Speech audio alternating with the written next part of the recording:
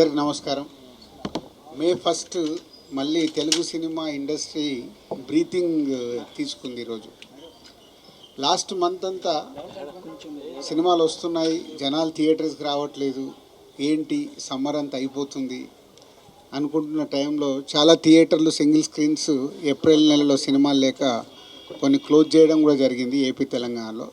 So ఇలాంటి టైంలో అందరికీ మాకు హోప్స్ అంతా హిట్ 3 పైన ఉంది.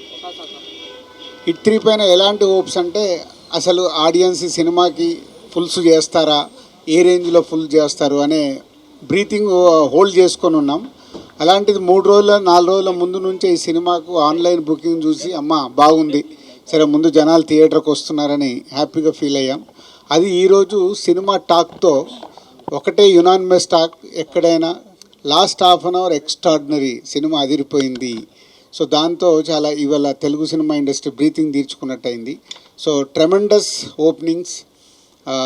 నానికి ఓవర్సీస్ దసరా హయ్యెస్ట్ ఉండే, ఇది క్రాస్ చేసేసింది. నానికి అక్కడ మళ్ళీ ఓవర్సీస్ హయ్యెస్ట్ గ్రాసర్ అయింది. అలాగే మేము ఇక్కడ తెలంగాణ కూడా ఎక్స్పెక్ట్ చేస్తున్నాం.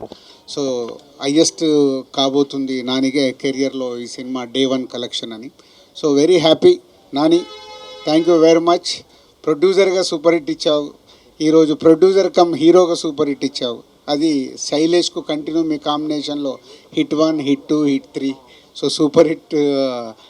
So thank you very much production హౌస్కి అండ్ నానికి అండ్ శైలేష్కి అండ్ ఓల్డ్ టీమ్కి అండ్ ప్రేక్షకులకు కూడా.